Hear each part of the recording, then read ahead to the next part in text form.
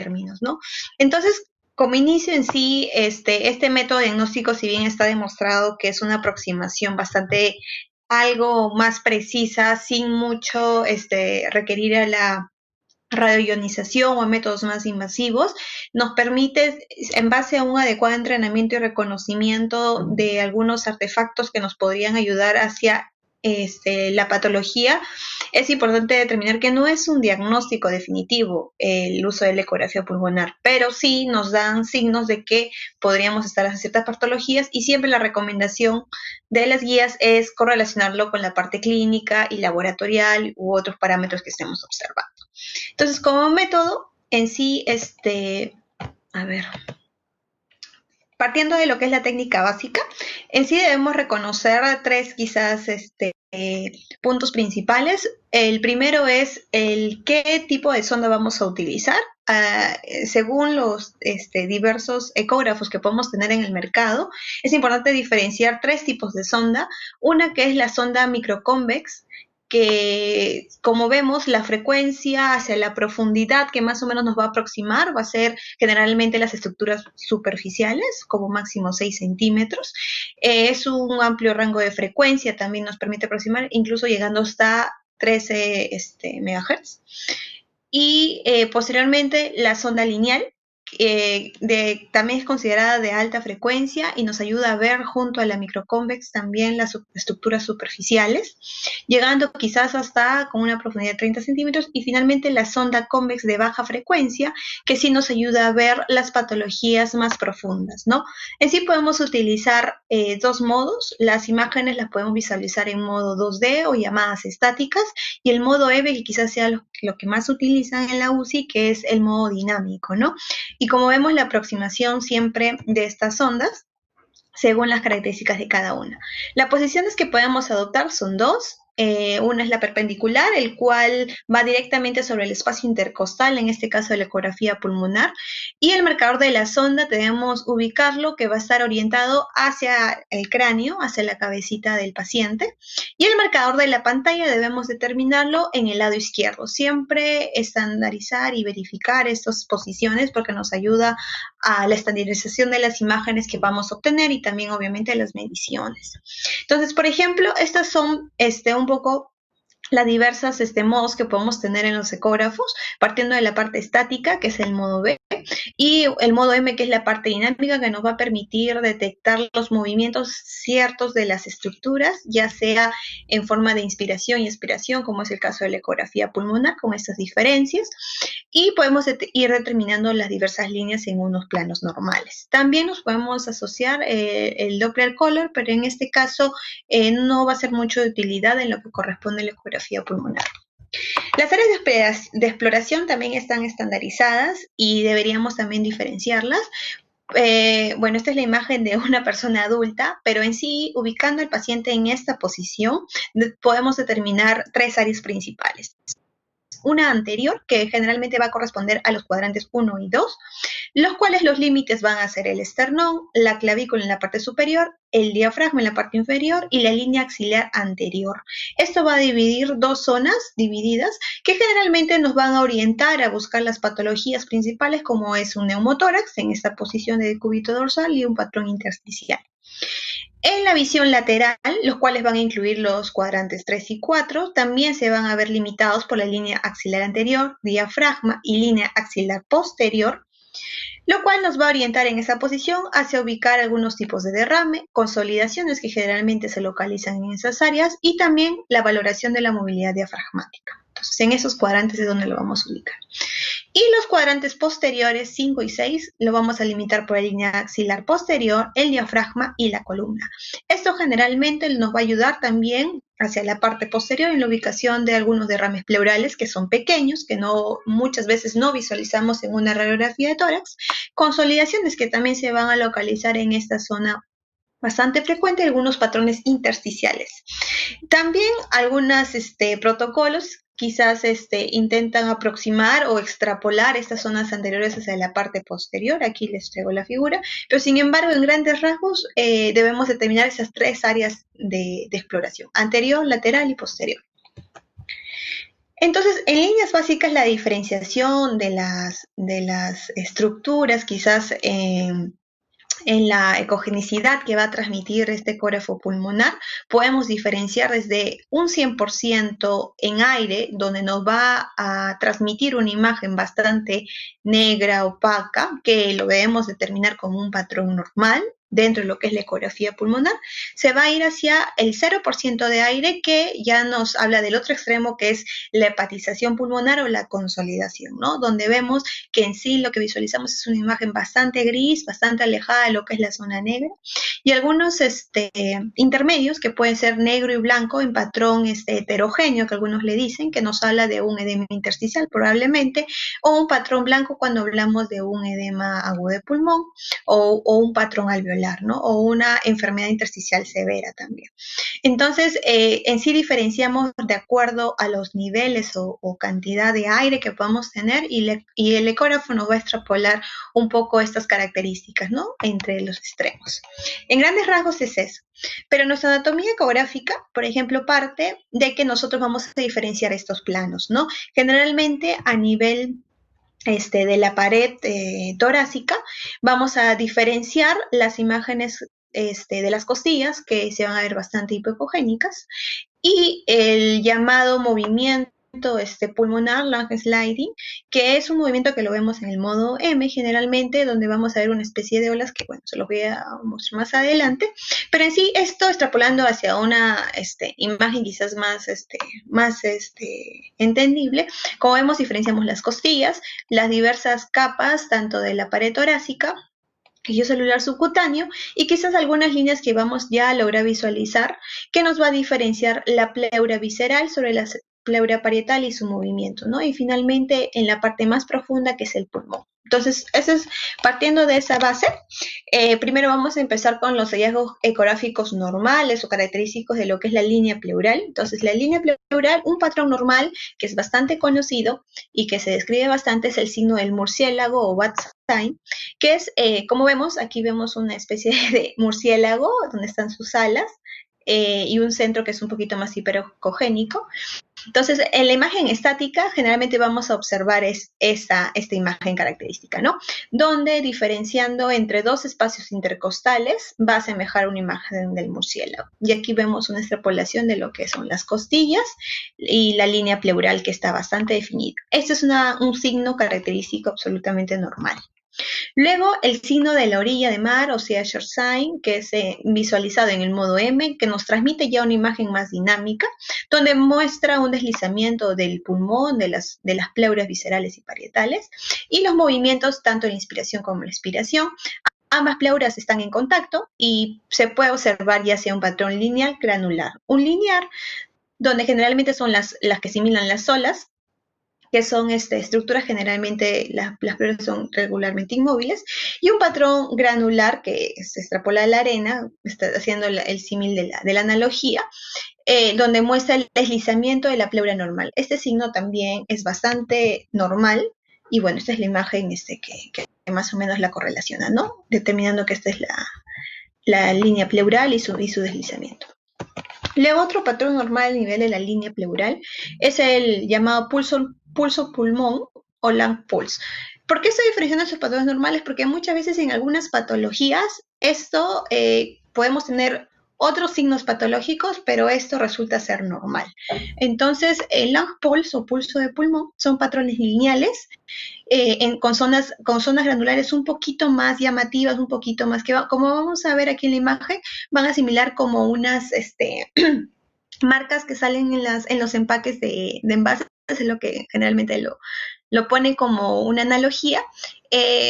La línea de barras, perdón, y generalmente aparece cuando hay un deslizamiento pleural ausente, pero las pleuras están adheridas. Generalmente esto también se puede encontrar como un patrón normal, quizás no visualicemos el movimiento, pero lo que nos descarta con seguridad es la ausencia de un neumotórax, ¿no? Esto generalmente también lo vemos en el modo M.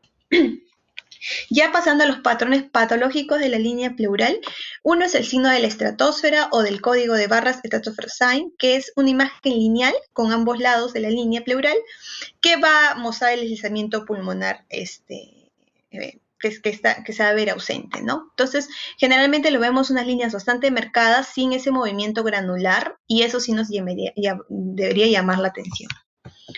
Luego, que es el punto pulmón o lung point en inglés, que también se ve en el modo M. Como vemos en la imagen, nos ayuda a diferenciar, es un punto que hace una diferencia entre la unión de las pleuras que están en contacto con una zona de las pleuras donde están separadas. Este signo se considera casi patognomónico de lo que es el neumotórax. Entonces, como vemos, hay una transición y cuando lo vemos en el modo M se visualiza con esta alteración del patrón granular y del patrón lineal, donde esta disrupción de este deslizamiento es lo que nos traduce un neumotórax presente, ¿no? Y esto es una imagen un poquito más didáctica. Pero generalmente lo que vamos a ver en el ecógrafo es esta, ¿no? Esta disrupción de la imagen y generalmente lo vamos a localizar justo en el punto donde ya la pleura se está abriendo de alguna forma. Bueno, luego otras características que se consideran artefactos, más no traducen algo patológico, algo anormal o que deberíamos descartar, simplemente que debemos recordar que la ecografía es un conjunto de artefactos que se traduce en un transductor. Entonces, vamos a encontrar algunos artefactos que nos van a traducir, ya sea la variación de estos quizás algo anormal. Entonces, una es las líneas A, que reconocemos como unas líneas bastante hiperecogénicas en la ecografía pulmonar, bastante paralelas a lo que es la línea pleural, que resulta ser más marcada y que se van repitiendo, ¿no? Equidistantes generalmente entre ellas hasta el final de la pantalla, y lo que nos traduce es presencia de aire en un pulmón que es normal, o un cuadro de hiperinsuflación o un cuadro de neumotórax en algunos casos más alejados. Pero generalmente, si es que vemos un paciente clínicamente estable, podemos encontrarlo como artefacto. La presencia de estas líneas y deslizamiento pulmonar indican ausencia total de alguna patología, ¿no? Por eso siempre correlacionándolo con la clínica. Entonces, como vemos aquí, una extrapolación, nosotros tenemos el transductor y lo que dicen muchas de las guías es que es una especie de traducción de una reverberación de ondas causadas por algunos ciertos artefactos, pero que resultan normales, que no nos deberían alarmar hasta cierto punto, ¿no? Generalmente estos artefactos se van a ver de esta forma, con varias líneas. Luego, pasando a lo que son las líneas B, son líneas hiperecogénicas, perpendiculares a lo que es la línea pleural, que visualizamos acá, que es mucho más hiperecogénica, que llegan hasta el final de la pantalla sin una aparente disrupción, y se mueven en correlación o en sincronía con lo que es el deslizamiento también pulmonar de las pleuras, ¿no? Entonces, eso también, si se mueven simétricamente y crónicamente con la respiración, también nos debe traducir un patrón normal o un pulmón dentro de lo normal. Ya pasando a lo que son las imágenes reales respecto a algunas patologías y lo que nos va a traducir. En forma didáctica, por ejemplo, el derrame pleural, este es uno de los signos encontrados, que es el signo del cuadrado o quad sign, que generalmente se ve en el modo 2D o en el modo estático. Es una imagen, como vemos, bastante cuadrada, donde el derrame pleural generalmente es el área hipoanecoica, limitada por la pleura parietal y la pleura visceral. Generalmente las sombras que podemos ver son las sombras de las costillas, por eso es un adecuado manejo en lo que es el transductor, pero este signo del cuadrado es lo que generalmente vamos a encontrar en el derrame pleural. La diferenciación de estos signos luego nos va a ayudar a quizás orientarnos hacia qué patología estamos, ¿no? Luego, otro de los signos bastante característicos que se ven en el modo hemodinámico es el signo del sinusoide o sinusoid sign, donde, como vemos un movimiento sinusoidal de la pleura visceral a los movimientos respiratorios, y que corresponde ya en la parte más inferior al parénquima pulmonar, que se encuentra flotante dentro de un derrame, ¿no? Eso es lo que nos traduce esta imagen. Generalmente este movimiento sinusoidal con un espacio bastante anecoico, mientras que la pleura parietal se encuentra fija. Luego, dentro de los signos ya de consolidación, podemos encontrar este signo característico, que es el signo de la consolidación o Tissue Leg Sign, que es la traducción del tejido pulmonar que se convierte en un tejido hepático o similar a un esplénico, que se le conoce como hepatización. Lo que vemos son imágenes hiperecogénicas intraparenquimales dentro del área pulmonar, que pueden ser lineales, pueden ser arboriformes, como arbolitos también, o puntiformes, ¿no? Como vemos aquí.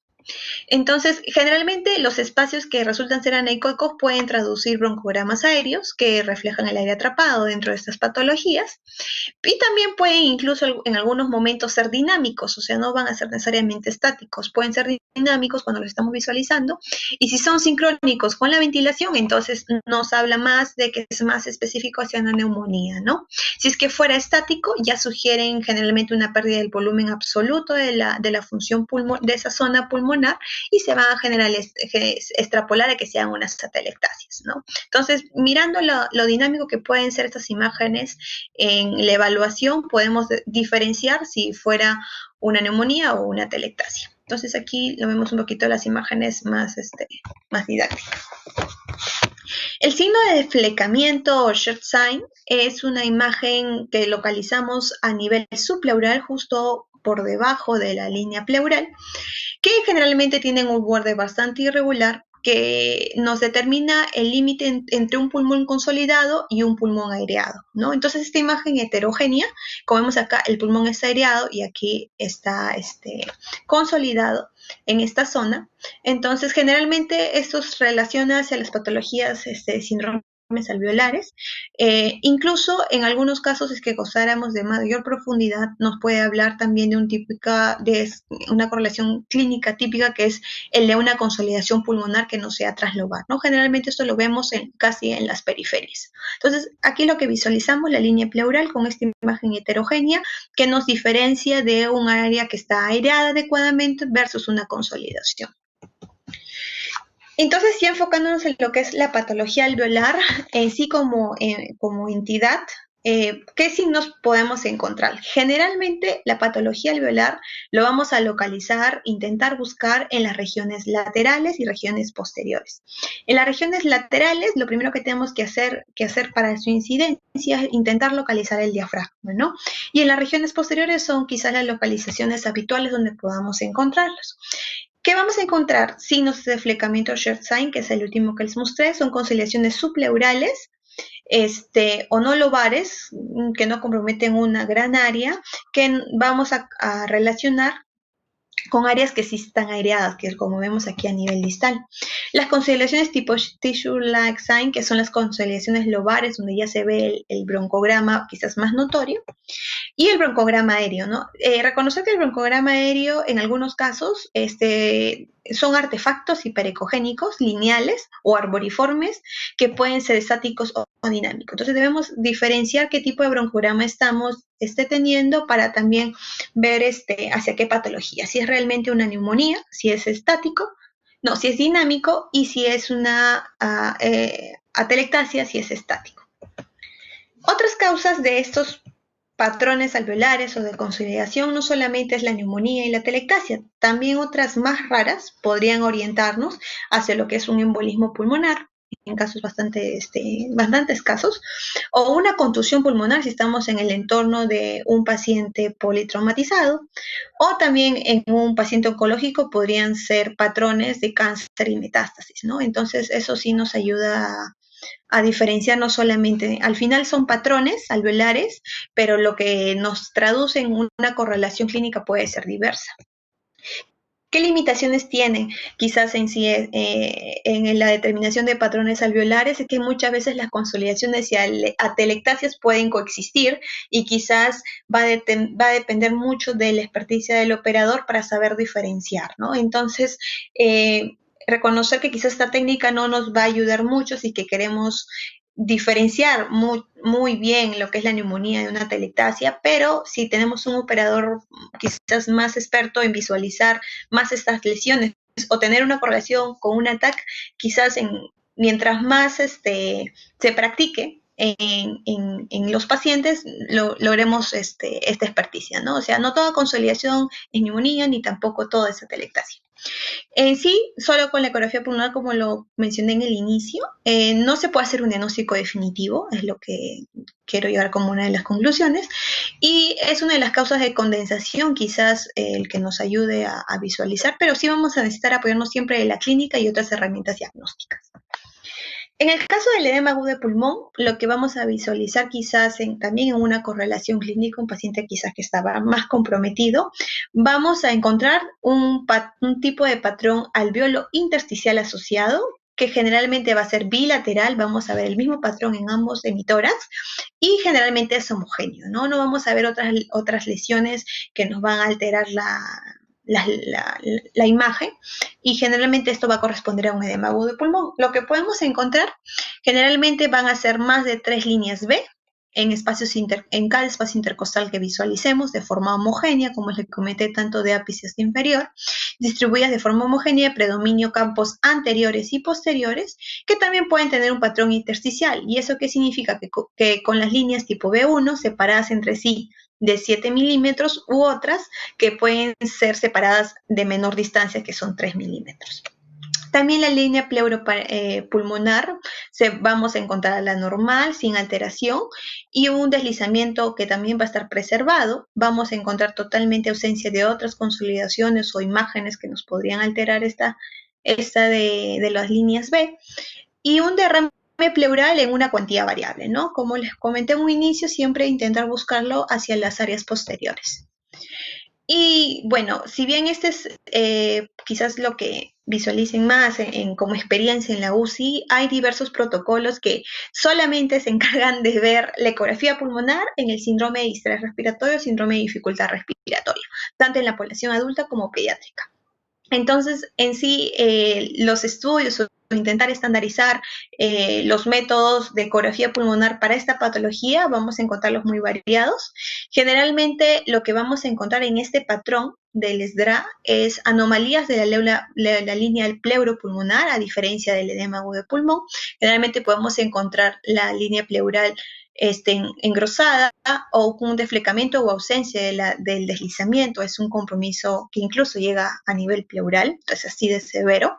También vamos a encontrar consolidaciones subpleurales, generalmente son hipoicoicas con un patrón tissue-like. A ver si les voy mostrando por acá, mejor después. Con la presencia en su interior también de broncogramas, que pueden ser estáticos o dinámicos. También vamos a encontrar el llamado signo de pulso de pulmón, que les comenté, dentro de los patrones, que son zonas de consolidación o con pérdidas de aireación. Y también presencia de derrame pleural en un modo muy infrecuente, ¿no? A diferencia de lo que era el edema agudo de pulmón, donde sí lo podemos encontrar en diversa cuantía. Entonces, sí, estas imágenes, por ejemplo, van un poquito en relación a lo que podemos encontrar en un síndrome de distrés respiratorio. Generalmente vamos a ver segmentos del pulmón que van a tener un patrón de normalidad, pero también van a haber otros segmentos donde las líneas B van a ser más compactas y van a traducir quizás más la imagen, ¿no? Y la lebra pleuropulmonar vamos a encontrarla bastante engrosada y perecoica, que vamos a tener muchas líneas. Y sí, también podemos encontrar, como les comenté, una consolidación subpleural, que es bastante fácil de localizar con el transductor del ecógrafo, y generalmente vamos a ver una afectación que va a ser, si bien unilateral, pero muy heterogénea, que va en contraposición a lo que es un edema agudo de pulmón. Entonces, encontré como algunas de las estrategias, y quizás esto serviría un poquito más extenso de discutir, porque me pareció bastante interesante, pero era la estrategia POCUS, que un poco intenta también estandarizar solamente para esta patología en poblaciones pediátricas y adultos, ¿no? Y encontré este esquema bien interesante. Bueno, acá no se logra ver la bibliografía, pero esto fue hecho en población pediátrica, donde ante una presencia de taquimia o un síndrome de distrés, a aplicar esto quizás en una emergencia pediátrica, el uso de ecografía pulmonar, nos podía dividir en la detección de dos líneas, ¿no? Que sean líneas A o pulmón seco, o líneas B o pulmón húmedo. Ante este paciente, hasta la detección de estas guías asociado a un AGA, podríamos, según los patrones que encontremos de no hipoxia, hipoxia o hipoxia con hipercapnia, podría orientarnos, y según estos pacientes, hacia etiologías diferentes, ¿no?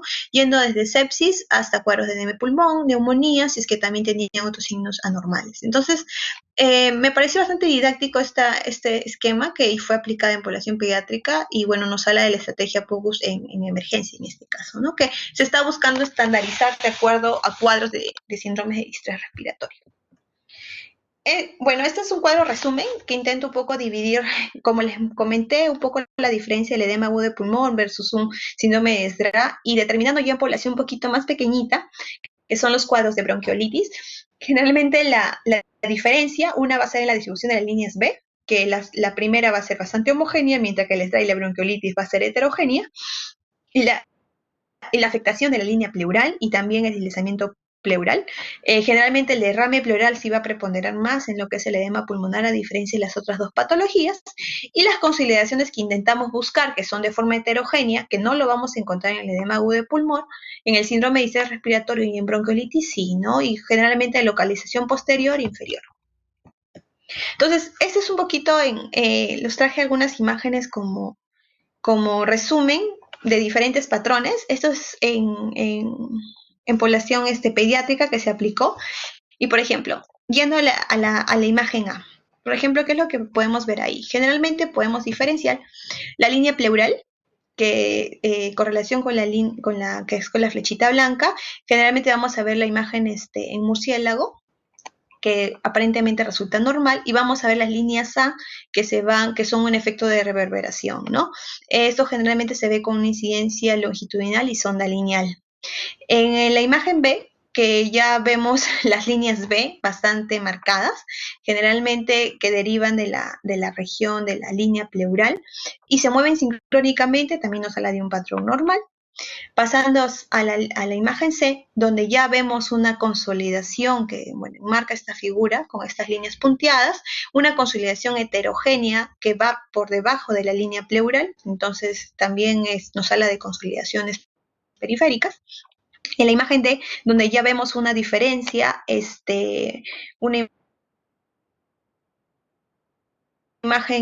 una diferencia bastante anecoica, y acá vemos un punto de inflexión donde quizás están más unidas y aquí más separadas la línea pleural. Entonces nos traduce un derrame pleural. Y si lo vemos esto en el modo M, vamos a ver lo característico, ¿no? Que son las zonas sinusoidales, que es la traducción del parénquima pulmonar que está flotando sobre un contenido líquido. Y finalmente esta otra imagen que ya sea el patrón tisular o de hepatización. Como vemos, el pulmón se asimila bastante al tejido hepático o al tejido esplénico, separado de lo que es la línea pleural y incluso con un derrame, ¿no? Con una región anecoica.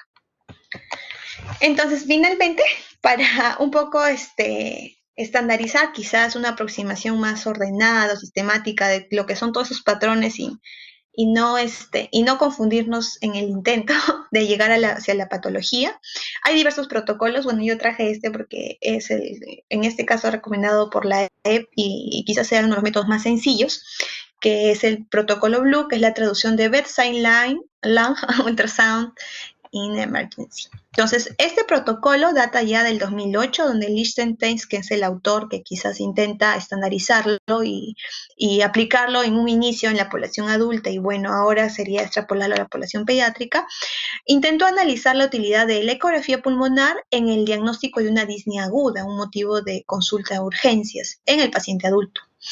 El diagnóstico de la causa generalmente de esta insuficiencia respiratoria aguda, ellos encontraron que tenía con este protocolo una precisión diagnóstica de hasta el 90%. Es lo que ellos registran en su calidad quizás como protocolo y en base al siguiente método. Entonces, ellos plantean que hagamos dos áreas de exploración, que son los llamados Blue Points. La primera área, que lo que vamos a lograr es con las manos colocadas en esta posición, donde los meñiques, el meñique de la mano izquierda va a limitar con la clavícula y el meñique de la mano derecha con con la región submamilar, obviando los pulgares, vamos a intentar ubicar dos puntos, ¿no? El primer punto, que es el blue superior, que es el centro de la mano izquierda, que está en esta posición colocada, y el blue inferior, que es el punto en el centro de la palma inferior. Y luego, que es el llamado punto PLAPS, que es generalmente el punto donde se intenta localizar con más frecuencia el síndrome alveolo-pleural, que se extrapola a partir de la línea horizontal que continúa el punto blue inferior, es decir, la que viene de acá, hacia adelante, y en la intersección con la línea vertical con la línea vertical que continúa de la línea axilar posterior, de la que vemos acá. Entonces, generalmente, lo que vamos a localizar es ese punto. Ay, se me está descargando la batería, ¿no? Y ese es el llamado blue punto PLAPS. ¿Y para qué nos ayuda esto? A través del protocolo lo que intenta es determinar patrones diagnósticos, características ya estandarizadas que intenta que el evaluador o el ecografista, en este caso el que aplica el método, traduzca un patrón determinado, ¿no? Un patrón ya conocido. Entonces, hay diversos, son al final 8 patrones. El primer patrón que nos traduce un pulmón sano habla y traduce que tenemos un deslizamiento pulmonar presente, que está positivo, y presencia de líneas A que resultan ser normales. Luego, el patrón B. En la evaluación de estos 3 puntos se intenta determinar también que hay un deslizamiento pulmonar positivo, o sea, presente, y presencia de algunas líneas B o Lange-Rackets, que pueden ser hasta más de 3. Generalmente esto nos va a traducir un edema agudo de pulmón o un síndrome intersticial. Como les comenté, es un patrón bastante homogéneo. Luego el patrón B', que ya el deslizamiento pleural no lo vamos a encontrar, va a estar ausente, y va a estar presente las líneas B o Lange-Rackets, que sí nos va a traducir un tipo de edema intersticial tipo inflamatorio, que ya nos puede traducir un cuadro de neumonía. Luego podemos tener el patrón AB, que donde vamos a encontrar el deslizamiento pulmonar ausente y las líneas B, Lange-Rackets, pero estas localizadas solamente en unilateral. Generalmente van a indicar edema, también intersticial de tipo inflamatorio, y nos puede traducir una neumonía, un cuadro de neumonía. El patrón A sin trombosis venosa con signos de PLAPS. Entonces, con signos de PLAPS lo que vamos a hacer es localizarlo en el punto posterior de PLAPS, donde vamos a encontrar un deslizamiento presente y líneas A presente y signos de PLAPS positivos. ¿Cuáles son los signos de PLAPS positivos? El signo del cuadrado, que nos habla de derrame, el signo sinusoidal, que nos traduce derrame también, imágenes de consolidación y de flecamiento. Esto también nos va a traducir un cuadro de neumonía en su mayoría. El patrón A con trombosis venosa es el sexto patrón, donde vamos a encontrar deslizamiento positivo y líneas A positivas y también trombosis venosa. Generalmente eso nos va a traducir un cuadro de embolia pulmonar. El patrón A', deslizamiento negativo, líneas A presente y punto de pulmón. El punto de pulmón que nos habla de la apertura de las pleuras, ese se llama punto de pleural, nos va a hablar de un neumotórax. Y el patrón C también vamos a encontrar deslizamiento negativo, las pleuras no se van a deslizar, y signos de patología alveolar o derrame pleural, o signos de PLAPS, todos estos signos de PLAPS positivos. Esto también nos va a traducir un cuadro de neumonía. Estos 8 patrones son un poco lo que vamos a estandarizar en este gran esquema, ¿no? Entonces, esto quizás se mueva un poquito más amplio y nos puede lograr confundir, pero partiendo de que tenemos un paciente pediátrico con un cuadro de distrés agudo, cuando aplicamos el ecógrafo y encontramos deslizamiento pulmonar, si está presente ya nos va a diferenciar hacia todas estas patologías. Y si encontramos deslizamientos pulmonares ausentes, también. Debemos diferenciar qué tipo de líneas visualizamos, si son A, B o C en cada uno, y luego el siguiente paso es visualizar cómo están nuestros puntos PLAPS, ¿no? Si es que tuviéramos PLAPS positivos, nos enfocamos en neumonía, si fueran PLAPS negativos, generalmente ya se van hacia otras patologías como crisis de asma. Quizás este esquema nos ayude un poquito a diferenciar y como vemos, de acuerdo a los patrones diversos, podemos orientarnos hacia varias patologías, pero todos de origen pulmonar. Sí, de forma práctica nos ayudan a utilizar estos 3 puntos, ¿no? El deslizamiento pulmonar, qué presencia de líneas y la presencia o no de signos en el punto PLAPS. Entonces aquí traigo otro resumen más o menos, donde ya diferencia un poco qué patrones, si son el tipo B, el tipo A, el AB, el B' o el A'. También como resumen, ¿no? Que es el Blue Protocol. Ya me quedé sin voz. Bueno, en este estudio que también me pareció aplicado también en la población pediátrica, donde nos habla un poco de la importancia de lo que es la ecografía pulmonar respecto al diagnóstico y al manejo en falla respiratoria aguda. Lo que me pareció interesante fue que ellos planteaban e intentaron estandarizar también en base al protocolo Blue, utilizando los puntos 1 y 2, los 2 anteriores, no los PLAPS, el PLAPS es el posterior, el determinado posterior. La presencia también, ¿qué tipo de imágenes vamos a visualizar? ¿No? Sean el tipo de líneas A, líneas B o consolidación. Y de acuerdo a eso, con el desplazamiento, también, bueno, ellos intentan diferenciar hacia qué cuadros podrían orientarnos, ¿no? También es otro esquemita que quizás el que mejor les guste podrían utilizarlo. Y bueno, yéndonos un poquito a lo que es la actualidad, ya la importancia también como aproximación de la ecografía pulmonar para la neumonía por coronavirus. Hay algunas características que han encontrado que podrían correlacionar para los pacientes que tengan neumonía por COVID. Y lo que han encontrado es en correlación a la tomografía pulmonar, es que generalmente en la ecografía podemos determinar engrosamiento pleural, la presencia de líneas B que pueden tener un patrón multifocal o discreto o confluente en algunos casos. También podemos encontrar algunas consolidaciones, como vemos a nivel periférico, que son bastante pequeñas, pero a veces múltiples. Y también la efusión pleural como uno de los signos que va a estar ausente, y generalmente al estar ausente, según lo que reportan estas cortes a las que se les ha aplicado la ecografía pulmonar, ya nos debería quizás orientar hacia otra sobreinfección agregada, a diferencia que si fuera puramente por causa por coronavirus o quizás otra patología diferente, ¿no? Si es que tuviéramos alguna otra correlación laboratorial o clínica.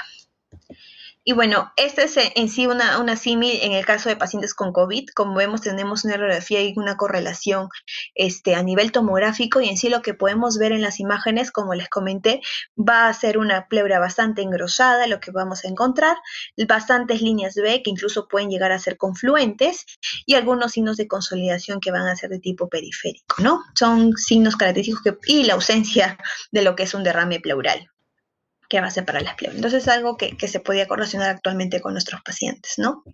Y eso sería todo lo que les traje ahora. No sé si algo me faltó, quizás algo que se pueda agregar.